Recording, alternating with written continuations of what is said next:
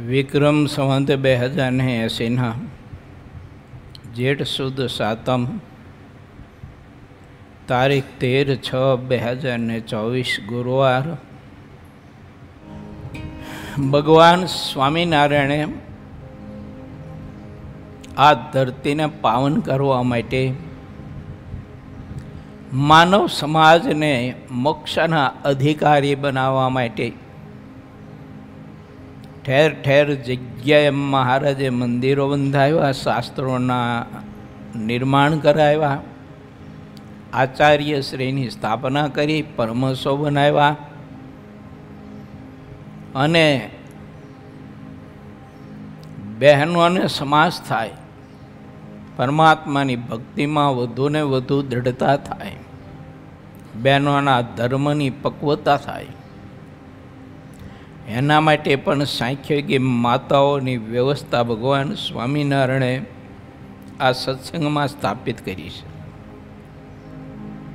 આપણે બધા ભાગ્યશાળી છીએ કે આવો ઉજળો, આવો રૂડો અને આવો દિવ્ય અને આવો અલૌકિક સત્સંગ એનો આપણને સૌ કોઈને યોગ મળ્યો છે. માટે આ સત્સંગને વિશે ભગવાનના ભક્તોને અતિશય દૃઢતા કરવી. કાળ, કર્મ, માયા, સંગદોષ, કોઈ પ્રકારની પરિસ્થિતિઓ આ સત્સંગમાંથી આપણી શ્રદ્ધાને અને સત્સંગમાં જોડાયેલો વિશ્વાસ એને કોઈ ડેમેજ ના કરી શકે એવી આપણે આ સત્સંગની દૃઢતા કરીએ. કારણ કે આવો અવસર, આવો યોગ ફરીને મળનાર નથી. આ ધરતી ઉપર ભગવાન સ્વામિનારાયણ પોતે પ્રગટ થયા એ કેવળ આપણા માટે. એને પોતે કહ્યું, બીજાએ કહ્યું હોય તો પ્રમાણ થાય ન થાય, પણ આ તો ખુદ ભગવાન સ્વામિનારાયણે પોતે કહ્યું, એ હું તો તમ કારણે રે આવ્યો ધામ થકી ધરી દેહ, એમ મને જાણજો રે સહુ નર નારી બધા સર્વે આબાલ વ્રત એવું માનજો. મહારાજ કહે તમારા માટે આ ધરતી ઉપર આવ્યો. અક્ષરધામનો અધિપતિ આપણી સુખાકારી માટે આ ધરતી ઉપર આવ્યા. જન્મ મરણથી આપણે મુક્ત કરવા માટે અનેક દુઃખો અને દુઃખોના કારણથી મુક્ત કરવા માટે પ્રભુ પધાર્યા. માટે વિચારીએ કે શ્રી હરિની આજ્ઞામાં રહીને દુઃખથી મુક્ત થઈને આ આત્યંતિક કલ્યાણ સિદ્ધ કરવા માટેનું સાધન કરીએ. આવો ભગવાન મેળો, આવો સત્સંગ મેળો, આવા સાધુ મેળા, આવા આચાર્ય મેળા, આવા શાસ્ત્રો મેળા, આવી વ્યવસ્થા મળી, આવો દિવ્ય સત્સંગ મેળો. પછી આપણે જો દુઃખી થતા હોઈએ, એ તો દુઃખ રહેતું હોઈએ તો કારણભૂતમાં આપણી પોતાની અંદરની મલિનતાઓ હોય છે. તો આ સત્સંગમાં રહીને અંદરની મલિનતાઓ કાઢવી, અંદરની મલિનતાઓને તિલાંજલિ આપી, હૃદય કમળમાં મહાત્મય ભરી જ્ઞાન સમજણ, ત્યાગ, વૈરાગ્યાદિક શુભ ગુણો એ ભરી અને મલિનતાઓને આપણે સૌ કોઈ દૂર કરીને ભગવાન શ્રી હરિની મૂર્તિના સુખના ભોગતા બનીએ. મારા બાપ સતી દેહે ભગવાન શ્રી હરિની મૂર્તિનું સુખ આપણને મળે એવો પ્રયત્ન કરવો જોઈએ. એવો યોગ છે. કારણ કે આ સત્સંગ તો ચિંતામણી તુલ્ય છે. કેવો છે? ચિંતામણી તુલ્ય. ગઈકાલે આપણે કથા લીધી હતી 23મા તરંગની 20મા પૂરના 23મા તરંગની. એમાં ભક્તરાજ મહામુક્તરાજ એવા પ્રાગજી દવેએ ભગવાન સ્વામિનારાયણ પાસે જે વાતો કરી હતી એને સિદ્ધાનંદ સ્વામી પોતાની કલમે લીખી. મહારાજની સાથે વાતો કરતા કરતા પ્રાગજી દવે કહે છે કે પ્રભુ તમે તો શું કૃપા કરી મહેર કરી, તે કેવો દિવ્ય સત્સંગ તો આપ્યો, પણ બધી સત્સંગની કેવી દિવ્ય અલૌકિક રીત બધી અક્ષરધામમાંથી મહારાજ લાવ્યા. આ સત્સંગની જે દિવ્ય રીત છે ને એ બધી જ મહારાજ અક્ષરધામમાંથી લાવ્યાના એ પ્રવર્તાવીને આપણને સૌ કોઈને આપીને બતાવી. પૂજાપાઠ, સત્સંગી હરિસંતોની રીત, કથા વાર્તાની રીત, આરતી સ્તુતિની રીત, 5 વખતની કથાની રીત અલૌકિક, સંત હરિભક્તોનું પરસ્પર એકાદા બીજાનું મહાત્મય સમજવાની રીત, એકાદા બીજાની મર્યાદા રાખવા માટેની અલૌકિક રીત, શાસ્ત્ર વાંચવા ભણવાને શીખવા એની અલૌકિક રીત, એ પાછા શાસ્ત્રો એની અલૌકિક રીતમાં એ અલૌકિક રીત કે ભગવાનના એવા અનુભવી ભાગવત મોટા સત્પુરુષ થકી શાસ્ત્ર પાછા સમજવા, એની પાસે ભણવા શીખવા અને સમજવા, પોતાની બુદ્ધિ બળે કરીને નહીં પાછા. આવી મહાદિવ્ય અલૌકિક. પછી ઉત્સવ સમયા, મંદિરો, મંદિરમાં થતા નાના મોટા ઉત્સવો, પ્રસંગો, સમયાઓ, એમાં થતી કથા વાર્તા, ભગવાન સ્વામિનારાયણને પરમહંસોએ જે મર્યાદાની સ્થાપનાઓ કરી છે, કોઈ અલૌકિક છે. માટે વાલા ભક્તો, ભગવાન શ્રી હરિએ કૃપા કરીને આપણને આ સત્સંગ રૂપી આવી સમૃદ્ધિ આપી છે. આવી સમૃદ્ધિ બીજી કોઈ નથી. આ સત્સંગમાં જે મહારાજે આપણને મેં ગણાવી બધી સમૃદ્ધિઓ જે આપી છે ને, એના જેવી સમૃદ્ધિ કોઈ જગ્યાએ ક્યાંય નથી. આ આખી પૃથ્વીનું તળ ખોદીને તો એ કદાચ એમાંથી હીરા નીકળે, નીલમણી નીકળે, શ્યામતકમણી નીકળે, કદાચ આવી બધી સંપત્તિ નીકળે, પણ આત્માને નિર્વિકાર કરે, મુક્ત કરે, વિકારથી એને મુક્ત કરે અને આત્માને નિર્વિકલ્પ સ્થિતિએ પહોંચાડે એવી સંપત્તિ આ સત્સંગમાં ભગવાન સ્વામિનારાયણે ભરપૂર ભરી અને આ સત્સંગ આપ્યો છે આપણને. માટે આ સત્સંગમાંથી આ બધું મેળવવું, આપણા આત્યંતિક કલ્યાણ માટેનું બધું મેળવવું, એવા દાસ થવું, એવા ભક્ત થવું, એવા ગરજવાન થવું, એવા દિન થઈ અને ભગવાનને, ભગવાનના મોટા સત્પુરુષોને અનુસરવું, એની પાસેથી આ બધું મેં કહ્યું તે મેળવવું. આ બધી અલૌકિક રીત છે. બેસવા ઉઠવાની મર્યાદા, ખાવા પીવાની મર્યાદા, વિષયો ભોગવવાની મર્યાદા, વ્યવહાર કરવાની મર્યાદા, જીવન જીવવાની મર્યાદા, સંતોનો સમાગમ કરવાની મર્યાદા, શાસ્ત્ર ભણવા શીખવા વાંચવા એની મર્યાદા, સંતોએ રચના કરી છે તો તે કાવ્ય કીર્તનો ગાવા સાંભળવા શીખવા અને એની પૂર્તિ માટે એમાં વધુને વધુ સુર પુરાવે માટે સંગીતનો અભ્યાસ કરવો. આ બધી અલૌકિક રીતે બતાવી. સંગીતનો અભ્યાસ કરવો, ગાવણું કરવું, કંઠસ્થ કીર્તનો કરવા, હાલતા ચાલતા પ્રતિક્રિયામાં ગાવા. પાછા કેવી રીતે ગાવા? તો કે માનનો ત્યાગ કરીને, નિર્માની થઈને. તો માનનો ત્યાગ કરીને નિર્માની થઈને કથા કીર્તન ગાવા સાંભળવા તો ખરા જ, અને એમાંય પાસે અલૌકિક રીત બતાવી. મહારાજ કે ભગવાનની મૂર્તિને વિસારીને પાછું કાંઈ નહીં કરવાનું. કથા સાંભળો તો એ મૂર્તિની સ્મૃતિ રાખજો, કીર્તન કરો તો એ મૂર્તિની સ્મૃતિ રાખજો, ધ્યાન ભજન કરો તો એ મૂર્તિની સ્મૃતિ રાખજો, તમારા લોક વ્યવહાર કરો તો પણ મૂર્તિની સ્મૃતિ રાખજો.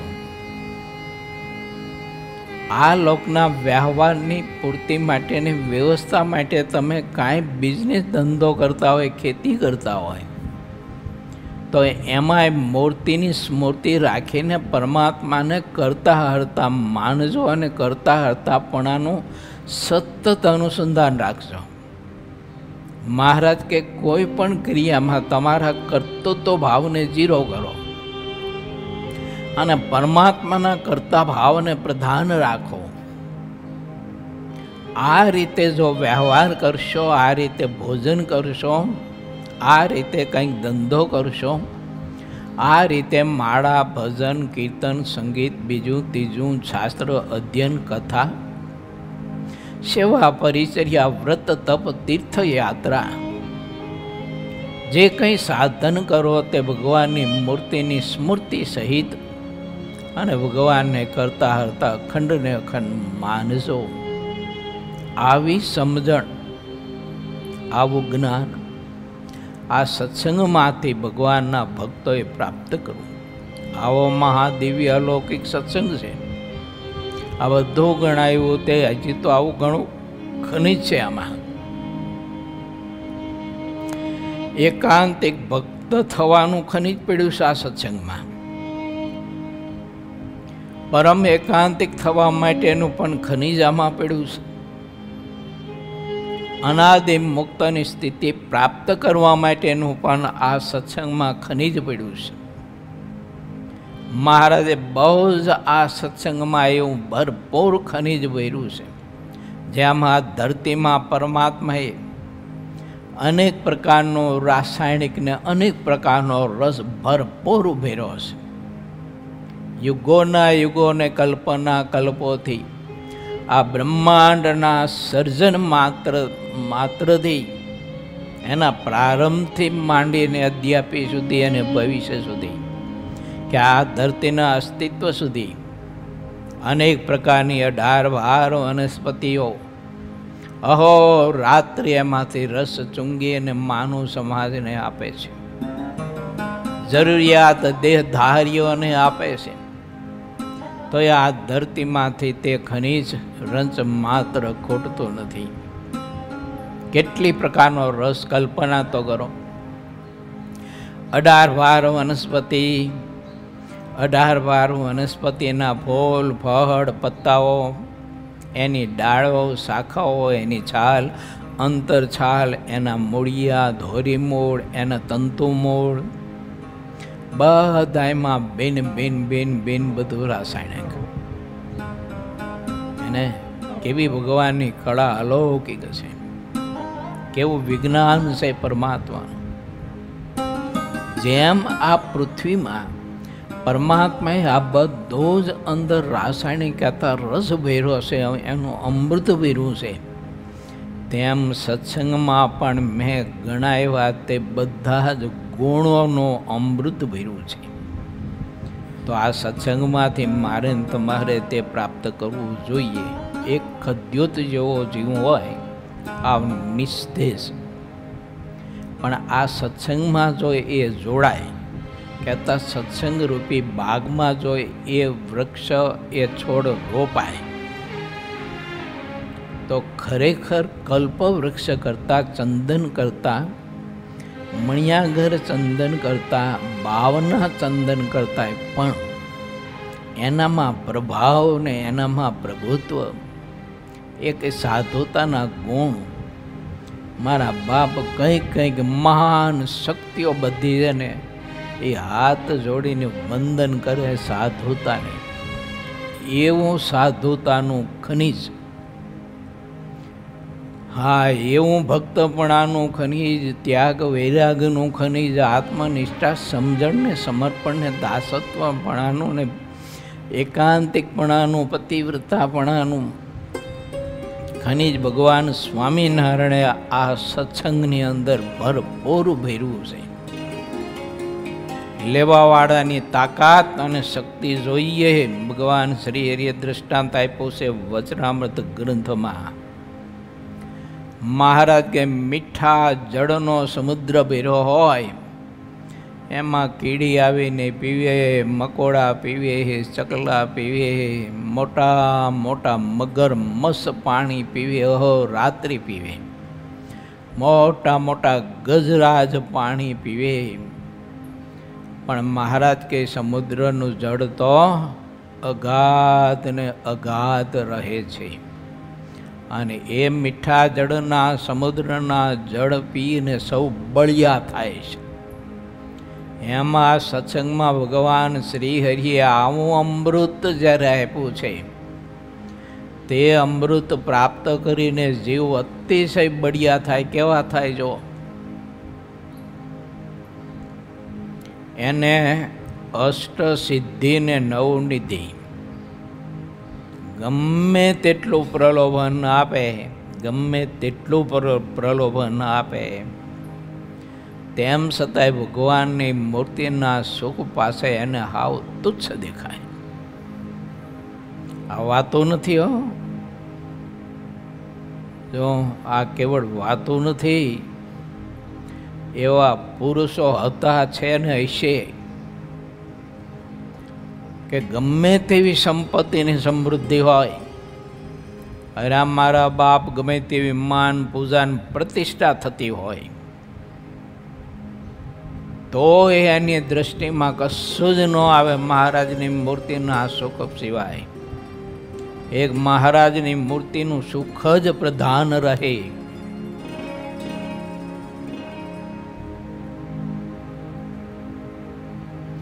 આવું મહાદિવ્ય સુખનું મહારાજે આ ધરતીમાં એવું ખનીજ ભર્યું છે, આ સત્સંગની ધરતીમાં.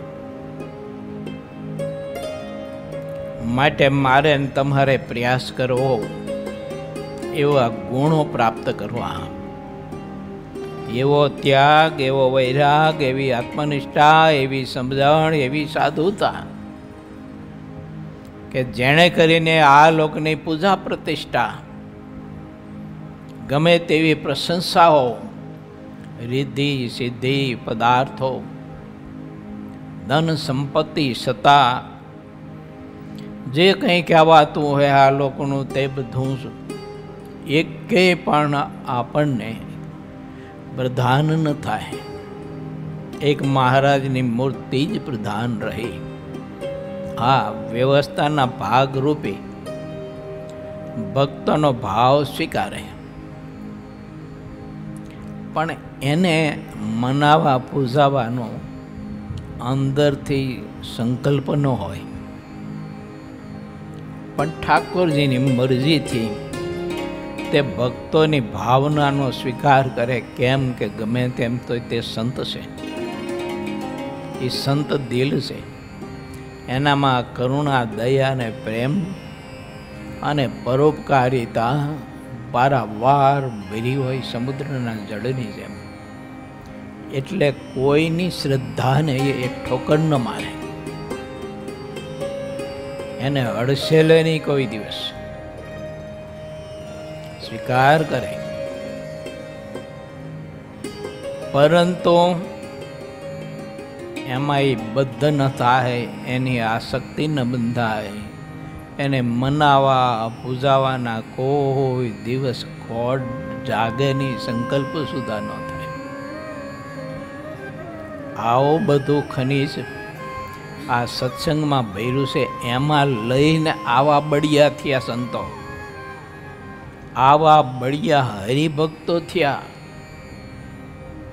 અને એવું બળ બહેનોએ પણ પ્રાપ્ત કર્યું. કે ગમે તેવો દેવ જેવો રૂપાળો પુરુષ હોય તો એને જોઈ અને બહેનોને ઉલટી થતી બોલો, એની થોડી ઘણી વાયરો અડી ગયો હોય ને ગંધ આવી હોય તો ઉલટી થઈ જતી. આવી સ્થિતિ આ સત્સંગમાંથી પ્રાપ્ત કરી છે. આપણા પરમહંસોની કથા જો આ વિષય ઉપર કરું ને તો એક નહીં પણ 5-10 વર્ષે ખૂટે નહીં, એટલી બધી કથાઓ આમાં પડી છે. એ બધું આ સત્સંગમાંથી મેળવ્યું. એ બધી સ્થિતિ આ સત્સંગમાંથી મહાપુરુષોએ પ્રાપ્ત કરી. એ સત્સંગ મને ને તમને ભગવાન સ્વામિનારાયણે પોતે આપ્યો છે. માટે સત્સંગનું મહાત્મ્ય ખૂબ જ સમજવું. આપણું મન તર્ક વિતર્ક કરતું હોય, આપણી બુદ્ધિ કંઈક આપણને ગોટાળે ચડાવવા માટે થઈ અને મથતી હોય, કોઈ સંગદોષ આપણને ગોટાળે ચડાવવા માટે થઈ અને મથતો હોય, અરે દેશકાળ અને પરિસ્થિતિઓ આપણને ગોટાળે ચડાવવા માટે પ્રયત્ન કરતા હોય તોય દેશકાળનો પણ લીધો, સંગદોષનો લીધો લેવાય નહીં. પોતાની ઇન્દ્રિયો અંધકરણનો લીધો લેવાય નહીં. આત્મા એવો બળવાન થાય આ સત્સંગમાંથી અમૃતનું પાન કરીને. માટે આપણે વિચારીએ કે ઠાકોરજી આપણને કેટલી બધી સંપત્તિ આ સત્સંગમાં આપી છે. બીજી કોઈ પણ સંપત્તિ જ્યારે પ્રલોભન આપવા માટે થઈને રીતિ સીધી સામે આવીને ઊભી રહેતી હોય ત્યારે વિચારવાનું આ સત્સંગનું મહાત્મય. એ સત્સંગનું મહાત્મય વિચારીશું તો ઓલું બધું એને મેરાય ગૌણ થઈ જવાનું. એવું છોકરા હોય ને નાના, સાયકલના કાઢી નાખેલા પૈડા જે હોય ને ટાયરના, એ એક હરિયાનો આંકડો બનાવી અને છોકરા ફેરવતા હોય એમ ગામડામાં. એટલો બધો આનંદ આવતો હોય ને આખી દુનિયાનું જાણે સુખ મળી ગયો ને એવું. પણ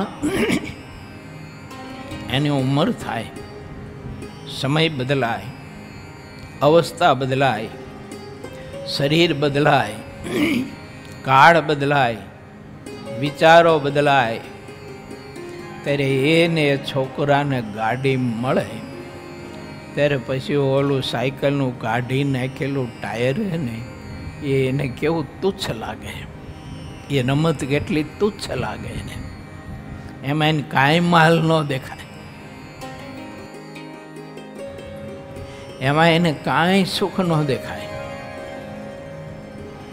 કારણ કે પોતાની મોટપ પોતાને સમજાણી નિજ દર્શન થયું કે હવે હું બહુ મોટો જોટો થયો, માટે આ બધી રમત મારે ન રમાય. હવે છોકરા ખબર હે ને, લાકડી બે પગ વચ્ચે રાખ્યા ને ગોળો ગોળો રમતા હોય, જો તબડક તબડક તબડક તબડક જવા દેતા હોય. પછી બોલે તબડક તબડક અલગ ગોળો આવ્યો બાપુનો, તબડક તબડક બાપુનો ગોળો આવ્યો. પણ બદલાઈ જાય છે બધું. પછી 40 વર્ષનો 45 વર્ષનો થાય પછી લાકડીનો ઘોડો કરીને બજાર વેચે નીકળે તબડક તબડક કરવા. બધું તુચ્છ થઈ ગયું એને, નજરમાં કાંઈ ન આવે. એમ દિવસે દિવસે દિવસે દિવસે મારીને તમારી સ્થિતિમાં બદલાવ આવવો જોઈએ. ગઈકાલે સત્સંગમાં જેવા હતા, સત્સંગનું જેવું મહાત્મ્ય હતું, જેવું ધ્યાન ભજન કરતા હતા, આપણામાં જેવા વિકારો હતા, તો એ વિકારો આજે ઓછા થવા જોઈએ. ગઈકાલે મહાત્મ્ય હતું એથી આજે મહાત્મ્ય વધવું જોઈએ. ગઈકાલે પ્રીતિ હતી ભગવાન કે ભગવાનના સંત હરિભક્તમાં, તો આજે વિશેષ થવી જોઈએ. ગઈકાલે આપણે સત્સંગની મર્યાદા એટલી બધી નહોતા રાખી શકતા, તો પછી એકાદા બીજાની સાથે વાર્તાલાપ કરવામાં કે વાતો કરવામાં કે એકાદા બીજા ભેળા સેવા કરતા હોય, કામ કરતા હોય, તો એમાં એકાદા બીજાને ઉંકારે તુંકારે થતું હોય, માન અપમાન થતા હોય, તો ગઈકાલે જે હતું તે આજ ન હોવું જોઈએ, એમાં ફેરફારો થવા જોઈએ, તો બદલાવ આવે. અને આ સત્સંગમાંથી જે મેળવવાનું છે તે હું ને તમે મેળવી શકીએ.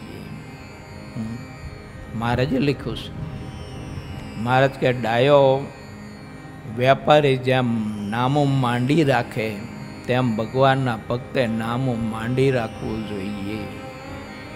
કે ગઈકાલે મારામાં આવા સ્વભાવો હતા, સંતો નહોતા મળ્યા ત્યારે મારામાં કેટલો બધો અવિવેક ભર્યો હતો, કેટલા દૂષણો હતા, કેટલી નબળાઈઓ હતી.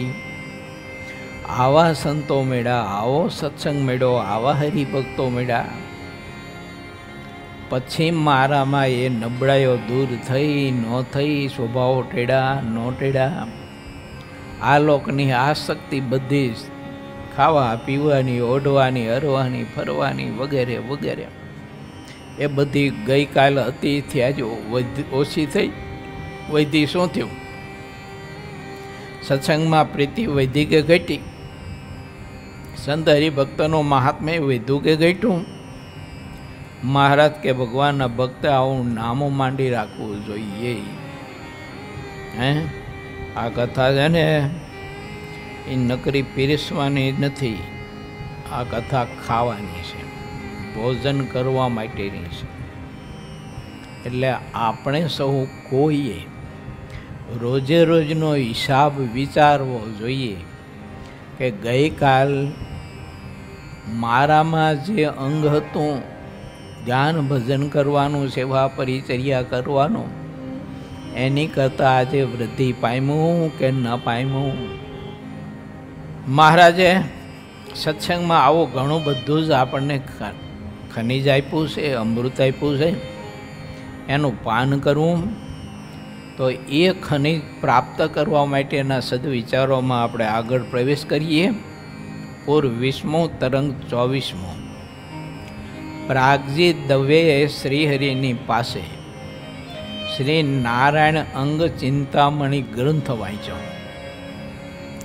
પ્રાગજી દવે આધારાન સ્વામીના કાગળને ટીપણું કરીને રાખી મૂક્યો હતો.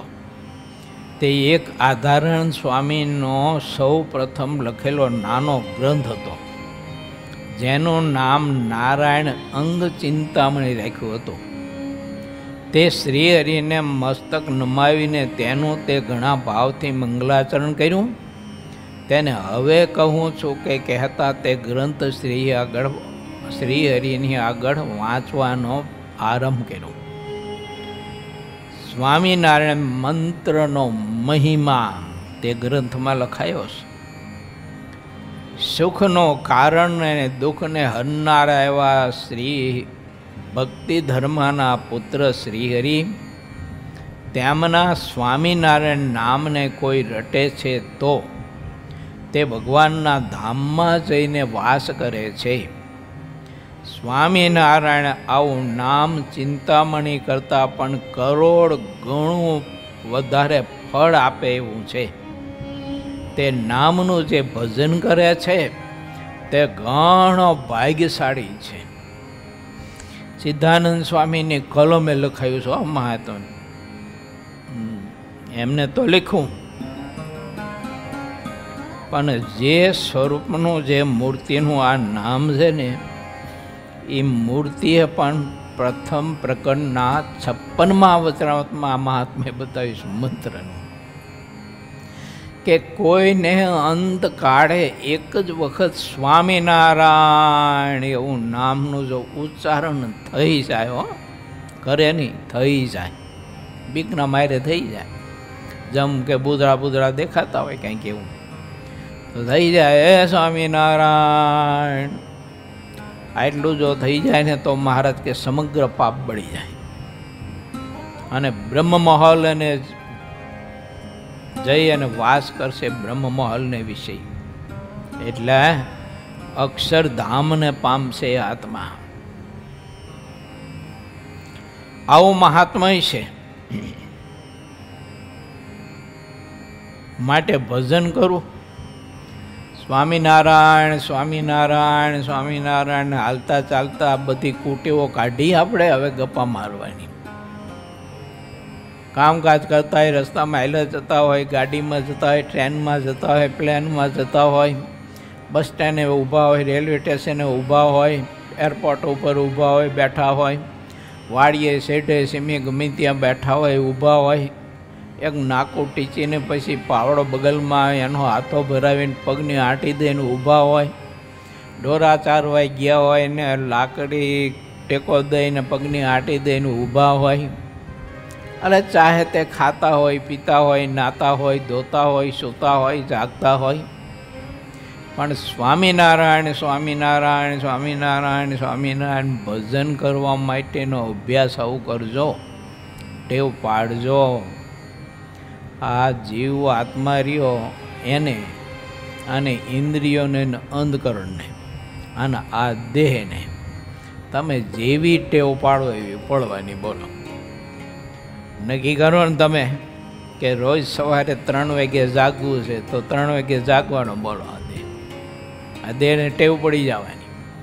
પછી 3 વાગે એટલે આપ મેળે હું તમે અહીં ઉગડી જાય. અને નક્કી કરો ને કે આપણે 100 વાગે જાગવું તો 100 વાગે પછી અહીં ઉગડે તમારી. જેવી ટેવ પાડો એવી પડવાની. આ દેહ પાસે ભગવાન ભજવાનું કામ લેતા આપણને આવડવું જોઈએ. આ જીવમાં એવી આવડત હોવી જોઈએ. બાકી આને ગમે તેટલો હુવડાવી રાખો તો ના પાડે જ નહીં. બોલો, રોજે રોજ આને તમે ગમે તેટલો હુવડાવી રાખો તો એ ના ન પાડે કે બસ હવે હું ધરી રહ્યો એમ. હવે 24 કલાક હુવું નથી, હું ધરી રહ્યો, બહુ હૂતો એમ. 8, 10, 15 કલાકે એક ધારો હૂતો, હવે નથી હું એમ ના ન પાડે કોઈ દિવસ. ત્યારે આ દેહ છે ને મોટા પુરુષો એમ કહેતો સારું ગધા જેવો છે. કેવો? ગધા જેવો છે. તે ગધેડું સમજો બોંબેડા જ કરે, બોંબેડા જ કરે. આ દેહ એના જેવો છે. વિષયો બધા બોંબેડા જ કરે, બોંબેડા જ કરે. આ તમે બધા આપણે બધા બેઠા છો, હું તમે બધાની વાત છે, આપણા બધાની. આપણે બધા નક્કી કરી હાલો કે કાલથી આવતીકાલથી રાત્રે 3 વાગે સવારે વહેલું જાગવું છે. અને 3 વાગ્યા જાગી નાહી ધોઈને પછી માળા ધ્યાન ને ભજન ને એવી પૂજા ભાવથી કરવી છે. રૂપાળ ઘનશ્યામ મહારાજની મૂર્તિ એક મટકું મારી એટલી વારે વિસરે નહીં એવા ભાવથી પૂજા કરવી છે. જો આ પૂજામાં એક પણ ડોલું ન આવે. જો કથામાં ભલે ઊંઘી જાય પણ માનસી પૂજામાં એક પણ ડોલું ન આવે. આ એવું નક્કી કરી તેમ થઈ જાય. બોલો, નક્કી કરી તો થાય. મનુષ્ય દેહ વડે કરીને મહારાજ કે શું ન થાય, ધારે તે કરી શકે. મધ્યનું 33મું. માટે સ્વામિનારાયણ મહામંત્રનો મહિમા ખૂબ જ સમજવો. કારણ કે એ મંત્રનો જપ કરીને મહાપુરુષો કાંઈક મોટા મોટા બળને પામ્યા, મહાબળિયા થયા. કેવા બળિયા થયા ખબર છે? એને કાર્ડ લેવા આવે ને તો કાર્ડને કીધે ઊભો રહે, મારા પ્રભુની મરજી હોય તો આવીશ, બાકી તારો તેડો હું આવું નહીં. જા પાછો જા, પાછો જા તું. એલા બહુ બળજબરીથી ભગુજીનો આત્મા લેવા માટે કાળે બળ કર્યું ને તે સચ્ચિદાનંદ સ્વામી એક તમાચો મારે તો એટલે કાર્ડનું બોચું છે ને ફેરવી નાખ્યું, મળી ગયું. મહારાજ પાસે દોડતો દોડતો ગયો, રડતો રડતો, એ સ્વામિનારાયણ આમ તો જુઓ, તમારા સાધુની અવડાઈ તો જુઓ, મને એક તમાચો માર્યો, મારી ડોકી મળી નાખી. મહારાજ કે ગયો શું કામ તો? પણ ત્યાં હું કહું ન ખાવાઈ ગયો તો તાર ન જ આવવું જોઈએ ને.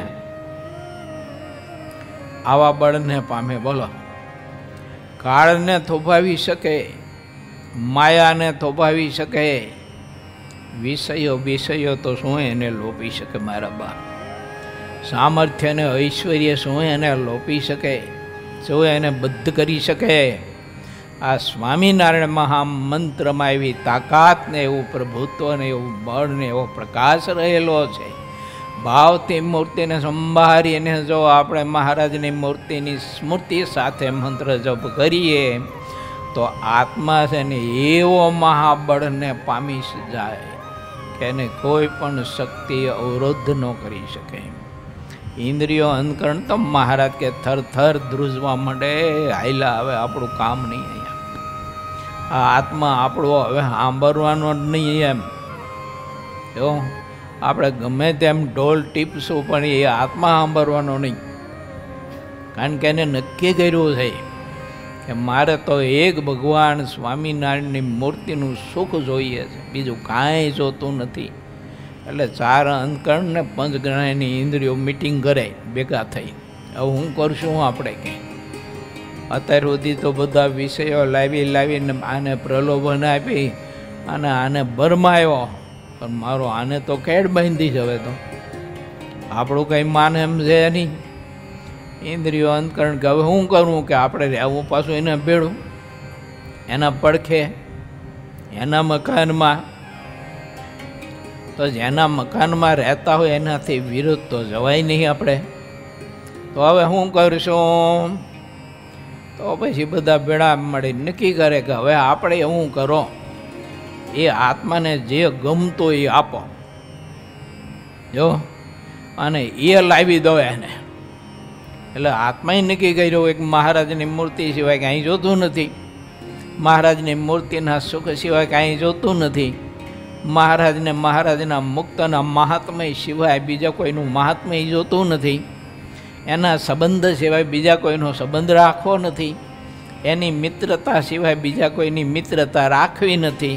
આવો આત્માએ નક્કી કર્યું છે. તો હલો અત્યારે આપણે બધાએ 5 ને 4 9 આ 9 જણા ભેળા થઈને આપણે આત્માને મદદ કરીએ. હવે હલો અત્યારે એને જે જોતું છે તે પછી બધા ભક્તિમાં મદદ કરવા માંડી પડે. આ એકેય અંતકરણ કે એક ઇન્દ્રિયો બીજો કોઈ ઘાટ જ ન કરે. મહારાજ એમ લીધું, અંતકરણ રૂપી માયા ભગવાનના ભક્તને મહારાજ કે ગાઢ સંકલ્પે કરી અને કોઈ દિવસ વિઘ્ન કરી જ ન શકે એમ કહ્યું છે. બહુ અદ્ભુત કથા છે. એટલે ભજન કરીએ આપણે એવું, ખૂબ ભજન કરો, ભજન કરો, ખૂબ જ્ઞાન વાર્તા કરી, પણ નકરી જ્ઞાનની વાતો ગહ નહીં કરવાની. બધા લડ જ કરતા હોય. એટલે ભજન કરો મારા બાપ. જો જ્ઞાનનો નિષેધ નથી હો, જરૂરી છે જ્ઞાન માર્ગ. કારણ કે જ્ઞાન વગર તો વળી પાછું બધું જ બફાય. આપણે તો ગમે ત્યાં ભેખેડે ભરી જ્ઞાન વગર પાછા. એટલે જ્ઞાનની પણ જરૂર છે, પણ ભજન કરો, ખૂબ ભજન કરો, હાલતા ચાલતા ખાતા પીતા. શ્રી હરિના નામનો મહિમા અપાર છે. તે જેટલો મહિમા સમજવામાં આવે છે તેટલું તેનું ફળ થાય છે. શ્રી હરિની મૂર્તિના સર્વે અંગો, તેમના વસ્ત્ર, આભૂષણો અને ખાન પાન જે કાંઈ છે તે બધા ચિંતામણી રૂપ છે. શ્રી હરિનું વાહન રહેવાનું ભવન ભક્તના હિતને માટે ભગવાન સ્વામિનારાયણે કરેલા ચરિત્રો, કથા, વાર્તા, કીર્તન વગેરે જે શ્રી હરિએ કર્યા હોય છે તે બધા તેમના સંબંધે કરીને ચિંતામણી જેવા છે.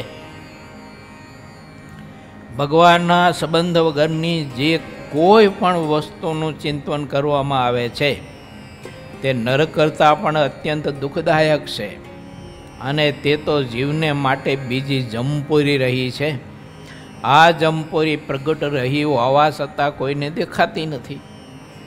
જીવની શુભમતી ઘણા જન્મના કુસંગે કરીને અત્યંત વિપરીત થઈ ગઈ છે અને તેને લીધે જીવને અપાર દુઃખ સહન કરવું પડે છે. ભગવાન સિવાયના બીજા પદાર્થોનું જીવ જેટલું ચિંતન કરતો રહે છે તેટલો તે ભગવાનથી દૂર થતો જાય છે. તે જ્ઞાન રૂપી નેત્ર વિના દેખાતું નથી.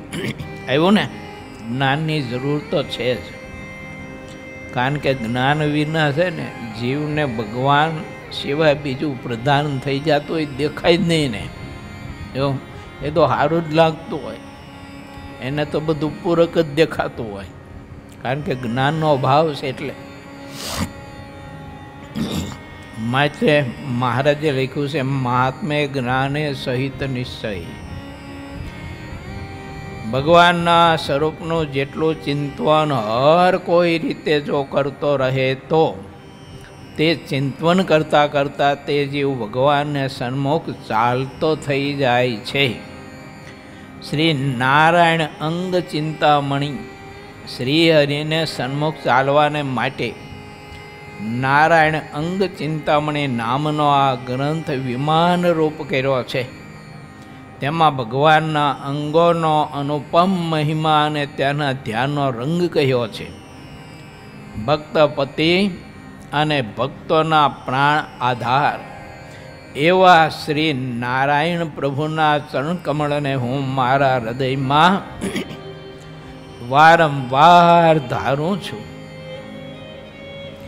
જે ચરણ કમળનું ધ્યાન કરવાથી અપાર મોટા મોટા તપસ્વીઓની સિદ્ધો તે પણ સિદ્ધગતિને પામી ગયા હશે. તે શ્રીહરિના ચરણકમળને હું મારા હૃદયમાં ઘણા પ્રેમથી રાખું છું. જે કોઈ મનુષ્ય શ્રી નારાયણના ચરણને હૃદયમાં ધારે છે તો તે કામ, ક્રોધ, મદ અને લોભ જેવા દોષોને ધોઈ નાખે છે. કોઈ ભક્ત સ્વામિનારાયણના બધા અંગોને નખ શિખા પર્યંત ચિંતવે છે તો તેનું ચંચળ અને અસ્થિર એવું જે મન છે તે પણ સ્થિર થઈ જાય છે. આ શ્રી નારાયણ અંગ ચિંતામણી શ્રેષ્ઠ છે, તેને સમાન બીજું કોઈ નથી. કારણ કે આ ગ્રંથ દ્વારા ભગવાન સ્વામિનારાયણની મૂર્તિનું જે ચિંતન કરશે તેને ક્ષર અને અક્ષરથી પર એવા પરમેશ્વરના દર્શન થઈ છે. તે સ્વામિનારાયણના અંગોને ચરણથી શિખા પર્યંત વિવિધ પ્રકારે હવે હું વર્ણન કરું છું. હવે સૌ સંતો એક ચિત્ત થઈને સાંભળજો. હું પહેલાં તે સ્વામિનારાયણના ચરણોનું ધ્યાન કરું, તેમાં તે ચરણોની અખંડ સ્મૃતિ રાખવી. તે ચરણોમાં દિવ્ય 16 ચિહ્નો છે: સ્વસ્તિક, અષ્ટકોણ, જવ, જાંબો, ઉર્ધ્વરેખા, વજ્ર, કમળ, અંકુશ, ધ્વજ આદિ 9 ચિહ્ન જમણા ચરણમાં સુશોભિત રહ્યા છે.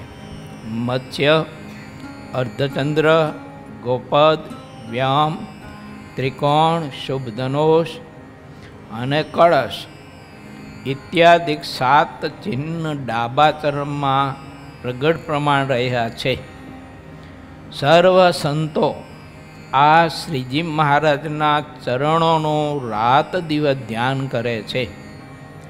નારદ અને સુખદેવજી આદિ મુક્તો તથા મુનિઓ એકાગ્ર ચિત્તથી નિરંતર પરમાત્માના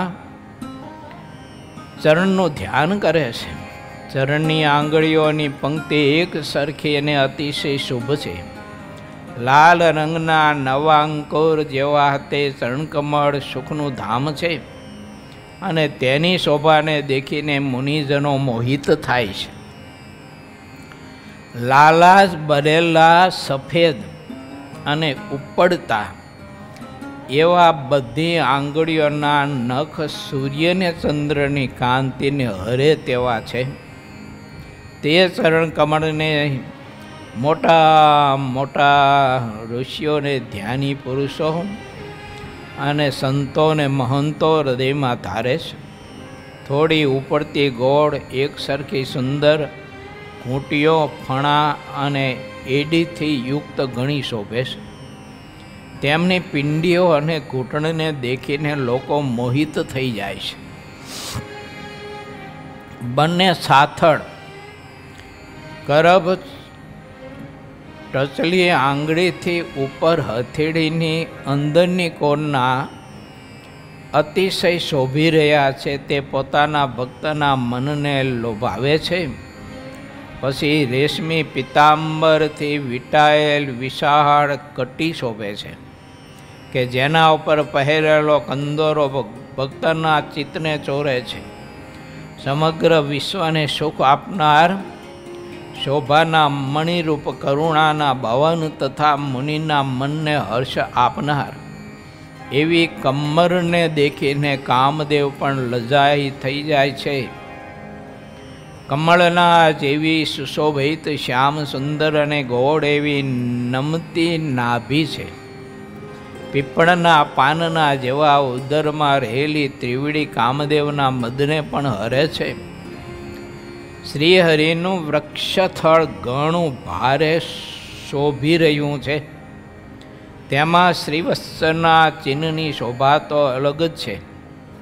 શુભ અને મન ભાવતા બંને સ્તન જોઈને સૂર્ય અને ચંદ્ર પણ લજ્જિત થઈ જાય છે.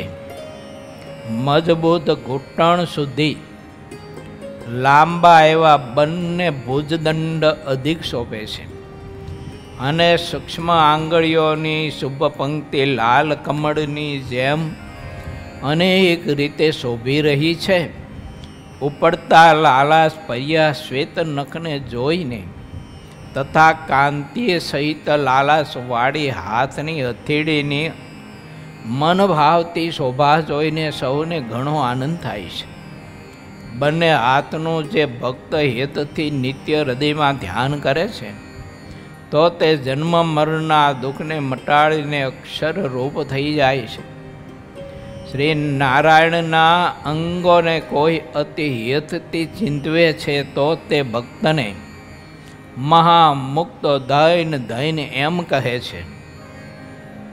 શંખના જેવો કંઠ, ચીબુક અને સુશોભિત હોઠની વચ્ચે દાંતની પંક્તિ મનને લોભાવનારી સોહામણી ઘણી ઉજ્જવળ છે તથા કાંતિય સહિત ઘણી સુંદર સુખકારી છે.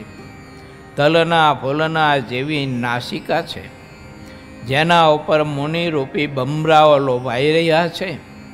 પણ ચંદ્રના બિંબના જેવા શ્રીહરિના મુખમાં ભક્તજનરૂપી ચકોર ચિત્ત પરોવીને રહે છે.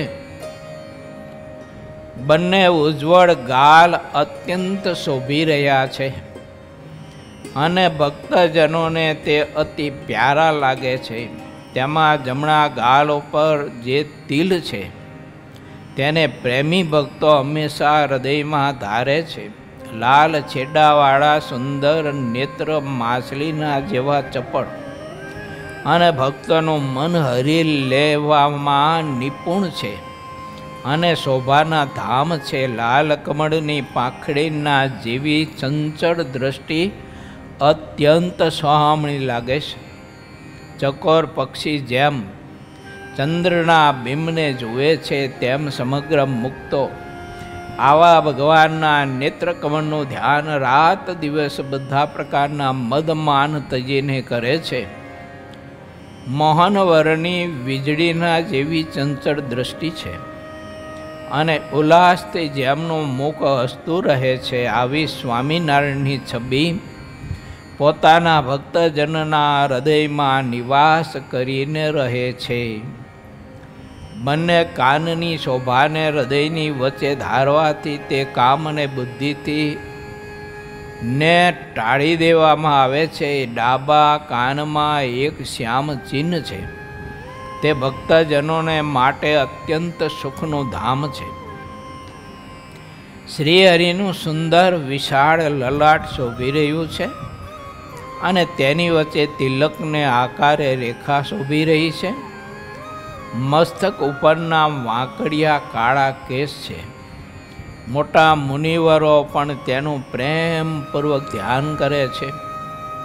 ચીકણા વાકડિયા કેસ મસ્તક ઉપર શોભી રહ્યા છે. તેને મહા મોટા તપસ્વીઓ અને ધ્યાનીઓ ધ્યાન કરે છે. ધ્યાનનો મહિમા લખે છે ઋષિ અહીંયા. જે કોઈ પણ ભક્ત પ્રેમ ભાવનાથી આ બધા અંગોએ સહિત મૂર્તિનું હૃદયમાં ધ્યાન કરે છે તો તે ભક્ત ભગવાનની સમીપે રહે છે અને ક્યારેય તેમનાથી દૂર થતો નથી. કોઈ કરોડો કલ્પ સુધી જપ તપ કરે, યજ્ઞ કરે, યોગ સાધે, ગાયનું દાન આપે, પણ આ નારાયણના અંગના નિમિષ જેટલા સમય પર્યંત કરેલા ધ્યાનને સમાન તે થતા નથી. ધર્મ, ભક્તિ, જ્ઞાન, વૈરાગ્ય એ 4 ગુણની સંપન્ન જે ભક્તજન વિષય રહિત થઈને આ શ્રી નારાયણના અંગોનું જો ધ્યાન કરે છે તો તેના મનમાં શ્રીહરિ નિવાસ કરીને રહે છે. આ સ્વામિનારાયણની મૂર્તિ મહા સાધકોને પણ મળવી દુર્લભ છે. તે પ્રેમી ભક્તજનોને ભજન કરવા માટે તેમણે સુલભ કરી છે. આ શ્રીહરિના અંગોનું હૃદયમાં ધ્યાન કરવામાં આવે તો આધ્યાત્મિક, અધિદૈવિક અને અધિભૌતિક જેવા 3 પ્રકારના દુઃખો દૂર રહે છે. તે ધ્યાનથી ભક્તજનોને અત્યંત સુખ થાય છે. તેમજ જન્મ, મરણ તથા બધી વ્યાધિઓ ટળી જાય છે. આ ભગવાનના અંગો સુખનું મૂળ છે. આને તુલ્ય બીજું કાંઈ છે નહીં. એટલે સિદ્ધાનંદ મુનિ કહે છે કે આ શ્રીનારાયણ અંગ ચિંતામણી ગ્રંથ પરમ હિતકારી છે. જે કોઈ ભક્તજન શ્રી નારાયણ અંગ ચિંતામણીના નિત્ય પાઠનો નિયમ રાખશે તો શ્રીહરિ તેના ઉપર પ્રસન્ન થશે અને પ્રેમથી પોતાની પાસે રાખશે. આ નારાયણ અંગ ચિંતામણીનો પાઠ થોડી વાર પણ જો કોઈ કાનથી સાંભળે છે તો માતા, પિતા અને બધા ગોત્રણી સાથે ભવસાગરને સુખપૂર્વક તરી જાય છે. વિક્રમ સંવત 1878ના શુભ આસો માસના શુક્લ પક્ષના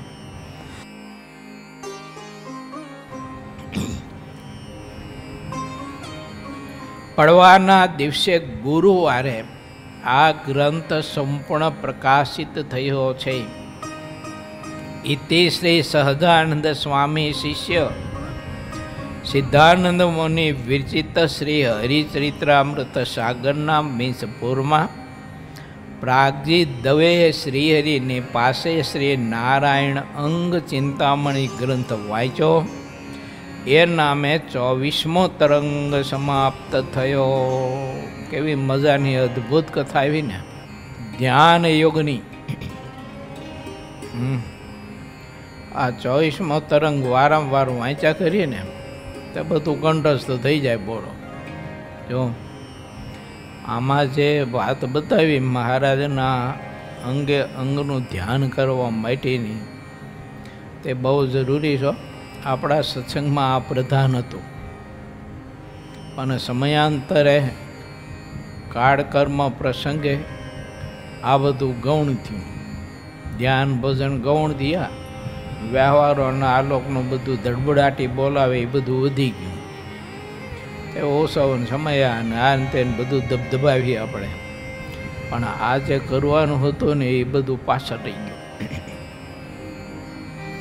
માટે આપણે સૌ કોઈએ ભગવાન શ્રીહરિની મૂર્તિનું ધ્યાન કરવા માટેનો વધુ ને વધુ પ્રયાસ કરવો, અંગ બાંધવું અને એ મહાત્મ્ય સમજવું.